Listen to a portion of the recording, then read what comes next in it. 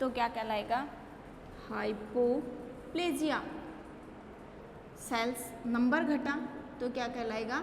Hypoplasia.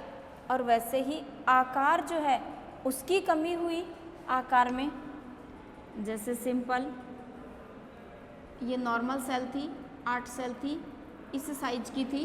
अब ये cell संख्या में तो 8 ही हैं, लेकिन अब इनकी साइज घट गई, बस ये आकार पहले के कंपैरिजन में छोटा, तो हम इसे क्या कहेंगे? हाइपोट्रोफाई। तो अगर 4 टर्मिनोलॉजी हैं, 4 में से एक सिंपल टर्मिनोलॉजी आपको अगर बहुत अच्छे से समझ में आ जाती है तो चारों का कोरिलेशन इसी के साथ होता है। जैसे सिंपल आप इसमें केवल एक पॉइंट याद रख लो, हाइपरट्रोफाई। हाइपर मीन्स बढ़ना, ट्रॉफी मीन्स आकार। जब किसी पैथोजन के अटैक के कारण होस्ट प्लांट की कोशिकाओं का आकार बढ़ जाता है, हाइपोट्रोफाई कहलाता है। जब किसी पैथोजन के कारण कोशिकाओं का आकार घट जाता है तो हाइपोट्रोफाई कहलाता है। नेक्स्ट, अगर किसी पैथोजन के अटैक के कारण क्या हो जाता है, होस्ट की कोशिकाओं की संख्या बढ़ जाती है तो हाइपरप्लेजिया। और अगर कोशिकाओं की संख्या घट जाती है यानी कि उसमें कमी हो जाती है तो वो क्या कहलाएगा? हाइपोप्लेजिया। नेक्स्ट 3rd नंबर पे आते हैं अपन। इसके अंदर एक पार्ट और आता है जो 2-3 बार पहले मैंने आपको शॉर्ट फॉर्म में समझा दिया, नेक्रोसिस। नेक्रोसिस जिसको हिंदी में कहते हैं उत्तक क्षय। उत्तक क्षय क्या है? जब कोई पैथोजन क्या करता है, किसी होस्ट प्लांट के ऊपर अटैक करता है, कभी आकार बढ़ा देता है कोशिकाओं का, कभी आकार घटा देता है कोशिकाओं का, कभी कोशिकाओं की संख्या बढ़ा देता है, कभी संख्या घटा देता है। और यदि ये सारी प्रोसेस तो होती होती हैं, क्या करता है? उनके टिश्यू की डेथ कर देता है। डेथ भी तो होती है। अगर टिश्यू की डेथ कर देता है तो उसे क्या कहते हैं? नेक्रोसिस कहते हैं। तो हम अपन इसको लैंग्वेज की भाषा में कहें, डेफिनेशन के रूप में कहें तो हम क्या कहेंगे? जब कोई पैथोजन किसी होस्ट प्लांट पे अटैक करता है तो उसके संक्रमण के कारण, उसके टॉक्सिक पदार्थों के कारण उस होस्ट प्लांट के टिश्यू की डेथ हो जाती है तो उसे क्या कहेंगे? हम नेक्रोसिस कहते हैं। उसके टिश्यू की डेथ होना नेक्रोसिस कहलाता है। तो हम क्या कह सकते हैं? जब एक पैथोजन किसी होस्ट प्लांट पे अटैक करता है तो या तो उसकी कोशिकाओं का आकार बढ़ाता है, या उसके कोशिकाओं की संख्या बढ़ाता है, या उसके कोशिकाओं को घटाता है, या उसकी डेथ कर देता है। तो ये क्या कहलाता है? अगर कोशिकाओं टिश्यू की डेथ करता है या कोशिकाओं की डेथ करता है तो नेक्रोसिस। संख्या बढ़ाता है तो हाइपरप्लेजिया, आकार बढ़ाता है तो हाइपरट्रोफाई, संख्या घटाता है तो हाइपोप्लेजिया, आकार घटाता है तो हाइपोट्रोफाई। इस तरीके से जो है इसकी प्लांट बॉडी के ऊपर खूब सारे ये सिम्टम्स दिखाई देते हैं। अब ये तो बात हुई जो सिम्टम्स दिखाई दे रहे हैं उनकी। अब अपना जो मेन पॉइंट्स है वो चलते हैं कि ये सिम्टम्स जो हमें दिखाई दे रहे हैं ये सब किसके कारण कोज हुए, इनका पैथोजन कौन है? बैक्टीरिया है, एक वायरस है, या एक निमेटोड है, या एक फंगस है। तो सबके अपन, चाहे बैक्टीरिया हो, चाहे वायरस हो, चाहे निमेटोड हो, चाहे फंजाई हो, चाहे एल्गी हो, अगर ये डिजीज कोज करते हैं तो ये सिम्टम्स तो किस पे दिखाई देते हैं? एक होस्ट प्लांट पे दिखाई देते हैं। किस पे दिखाई देते हैं? होस्ट प्लांट पे दिखाई देंगे। होस्ट का मतलब पादप पर। होस्ट का हिंदी तो होता है परपोसी, और परपोसी के रूप में कौन किसकी बात कर रहे हैं अपन? पादप की। तो किस पे दिखाई देते हैं? एक परपोसी पादप पे दिखाई देते हैं। लेकिन इनका पैथोजन कौन था? पैथोजन के टाइप हमने पढ़े हैं, एक नॉन पैरासाइटिक, एक पैरासाइटिक। लेकिन जो पैरासाइटिक पैथोजन है वो है कौन एक्चुअल में, उसकी बात करते हैं। तो नेक्स्ट जो है अपना टॉपिक होगा disease symptoms caused by fungi, fungi के द्वारा जब कोई रोग उत्पन्न होता है तो उसके लक्षण कैसे दिखाई देते हैं। ये टोटल सिम्टम्स तो ख़त्म होते हैं। एक प्लांट बॉडी के ऊपर, एक होस्ट प्लांट के ऊपर किस तरीके से एक पैथोजन अपना अटैक करता है और उस पैथोजन के अटैक के कारण क्या क्या उसके इफ़ेक्ट दिखाई देते हैं। अब चलते हैं अपन नए टॉपिक पे, disease symptoms. Disease symptoms caused by fungi, fungi कवक द्वारा रोग के लक्षण, कवक द्वारा या कवक जनित रोग लक्षण।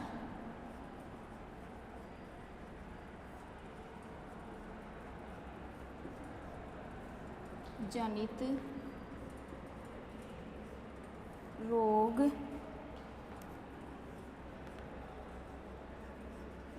लक्षण, कवक जनित रोग लक्षण। नाम है disease symptoms caused by fungi. जो फंगस है, जो कवक है, जब वो रोग उत्पन्न करती है तो उसके सिम्टम्स, उसके लक्षण जो हैं वो प्लांट बॉडी पे कैसे कैसे दिखाई देते हैं। अब प्लांट बॉडी के भी बहुत सारे पार्ट होते हैं। रूट पार्ट भी होता है उसका, शूट पार्ट भी होता है उसका, लीफ पार्ट भी होता है उसका, फ्रूट पार्ट भी होता है उसका और फ्लावर पार्ट भी होता है उसका।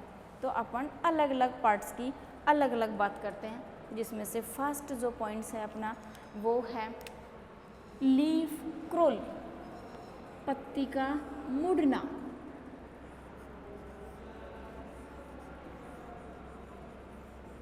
कुर्ची बनना, कुर्ची तो सबने सुना ही होगा।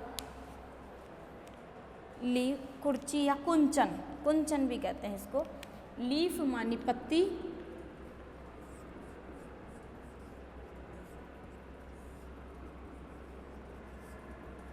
कुंचन या मुड़ना। लीफ क्रूल, कई बार आपने देखा होगा। पहले इसका एक सिंपल एग्जांपल समझाती हूँ आपको।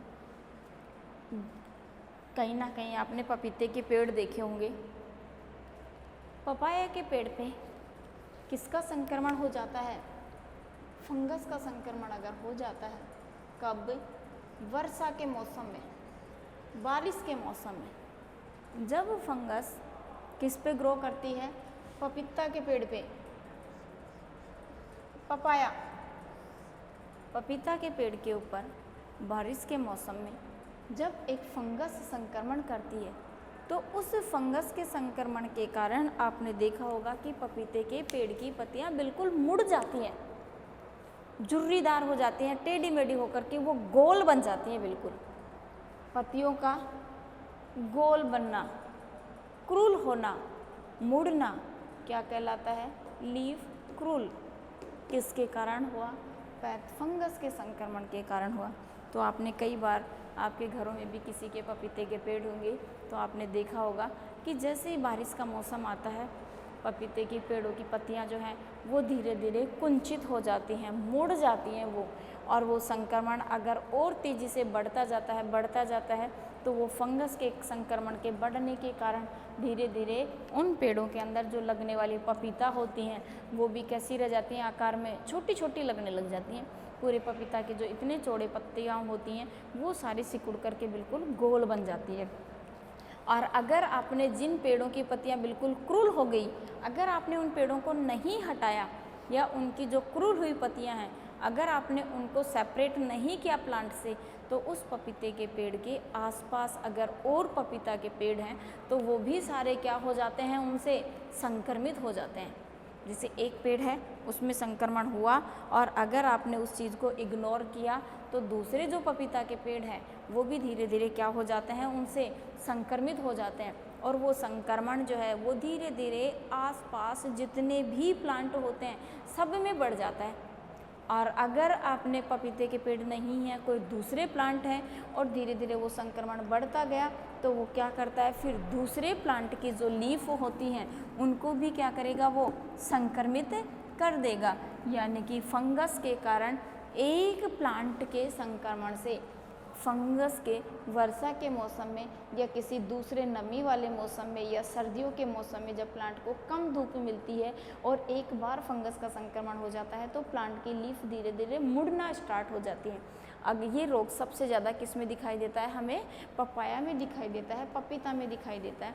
जब एक बार संक्रमण हो गया तो पूरा प्लांट बॉडी जो होती है, पूरे प्लांट की जो लीफ होती है उसकी बॉडी पे जितनी भी लीफ होती हैं सारी क्या हो जाती हैं, मुड़ करके गोल बन जाती हैं। तो उसे क्या कहते हैं, लीफ का कुंचन, लीफ क्रूलिंग। तो अगर इसको अपनी भाषा में कहें या पैथोलॉजी की भाषा में कहें तो हम क्या कह सकते हैं, जब किसी पादप के ऊपर फंगस का संक्रमण होता है तो उसके संक्रमण के कारण पादप की कोशिकाएं धीरे धीरे, पादप की सेल्स, टिश्यू धीरे धीरे मुड़ना शुरू हो जाते हैं और पूरी लीफ में क्या बन जाता है, कुंचन बन जाता है, उसमें क्रूलिंग हो जाती है। तो उस लीफ को क्या कहते हैं, लीफ क्रूल, और उस प्रोसेस को क्या कहते हैं, लीफ क्रूलिंग। इसी को क्या कहते हैं, लीफ क्रूलिंग, लीफ क्रूलिंग। ये पॉइंट अपना फर्स्ट था। नेक्स्ट पॉइंट आता है अपना सेकंड, स्वेलिंग, जिसको कहते हैं सोथ, स्वेलिंग।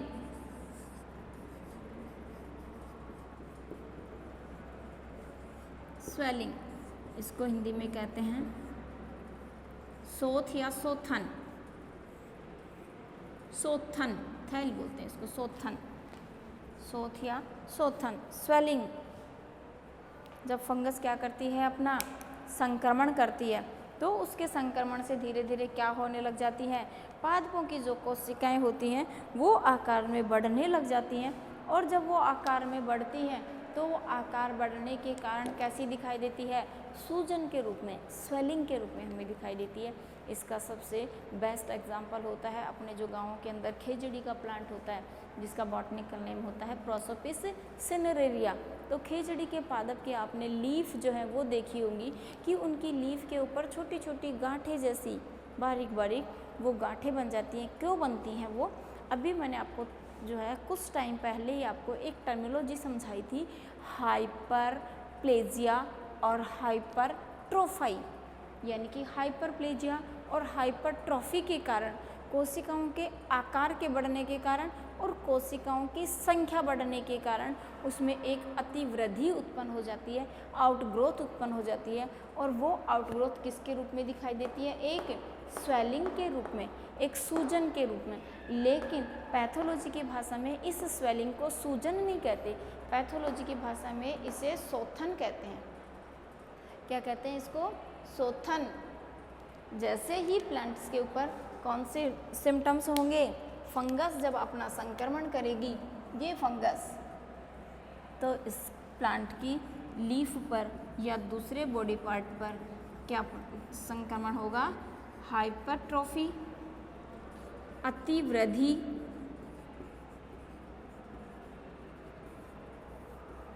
और हाइपरप्लेजिया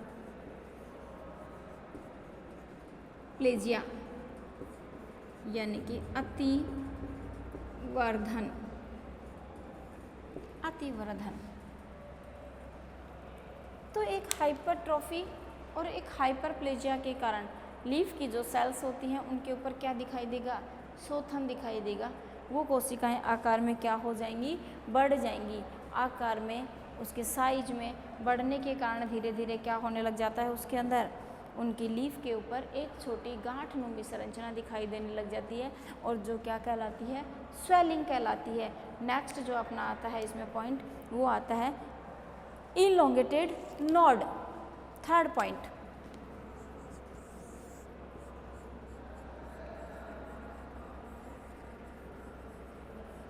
इलोंगेटेड नोड। नोड सब जानते ही हो, संधि, एक होती है संधि पर्व, एक होते हैं पर्व। पर्व सबने सुना ही होगा। और इलोंगेटेड का मतलब आकार में बढ़ना, यानी कि विस्तारित पर्व। तो इसे क्या कहेंगे हिंदी में? विस्तारित पर्व। इलोंगेटेड आकार में बढ़ना किसका? नोड का। नोड जानते ही हैं, हिंदी में कहते हैं पर्व। तो मैं आपको इसको एक सिंपल से डायग्राम की सहायता से एक बार एक्सप्लेन करती हूँ, किस तरीके से नोड आकार में बढ़ते हैं और किस तरीके से उस नोड का बॉडी पे क्या इफेक्ट होता है और कौन से पादपों में होता है। जैसे ही फंगस किसी प्लांट बॉडी के ऊपर ग्रोथ करती है तो उस प्लांट की बॉडी पे हार्मोन्स धीरे धीरे साइड इफ़ेक्ट देने लग जाते हैं और उस साइड इफ़ेक्ट के कारण उसके ऊपर क्या होते हैं, धीरे धीरे सिम्टम्स दिखाई देते हैं। धान, धान सारे बच्चे जानते ही हो, जानते हो धान? धान क्या होता है? सबका सुना हुआ है धान। एक ग्रोथ हार्मोन होता है जिब्रेला। जिब्रेला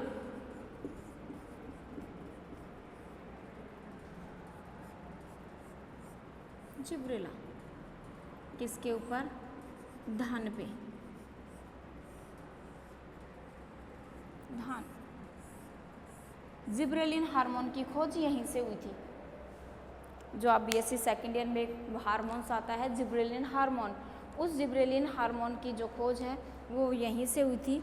जिब्रेलिन हार्मोन को एक ग्रोथ हार्मोन भी कहते हैं, वृद्धिकारी हार्मोन कहते हैं इसको, एक वृद्धिकारी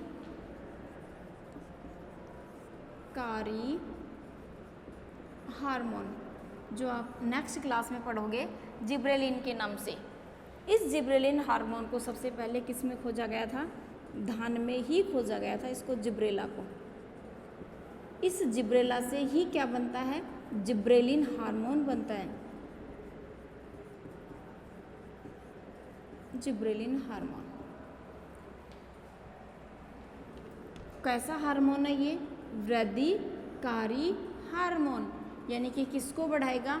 वृद्धि को बढ़ाएगा, पादप की वृद्धि करेगा। जैसे ही इस पादप के कारण संक्रमण के कारण, यानी कि कौन संक्रमण करता है? फंगस संक्रमण करती है। तो स्टेम के जो नोड पार्ट होते हैं उनमें से कुछ भाग ऐसे होते हैं नोड के जो नॉर्मल साइज की तुलना में आकार में क्या हो जाते हैं? बड़े हो जाते हैं। अब मैं आपको इसको एक डायग्राम की सहायता से समझाती हूँ, यही समझा देती हूँ मैं आपको। जैसे ये धान का प्लांट है, नॉर्मली इसमें ये नोड पार्ट होते हैं। ये धान का प्लांट है, इस पे से ये नोड पार्ट होते हैं और ये पार्ट इसके इंटरनोड होते हैं। जैसे ही इसके ऊपर किसका संक्रमण होगा? कवक का संक्रमण होगा। एक फंगस नोड पार्ट पे या धान के पादप पे क्या करेगी? संक्रमण करेगी। तो धान का पादप कैसा हो जाता है? सक्रिय हो जाता है, उस टाइम एक्टिव हो जाता है। और एक्टिव के कारण, एक्टिव होते ही किसका सिक्रेशन कर देता है? जिब्रेला का सिक्रेशन कर देता है। और जैसे ही जिब्रेला का सिक्रेशन होता है तो ये नोड जो हैं वो आकार में बढ़ जाते हैं। यानी कि पहले नोड जो है वो इस साइज का था, ये नोड इस साइज का था, अब ये आकार में बढ़ करके इतनी साइज का हो जाता है। ये साइज हो जाती है इसके नोड की।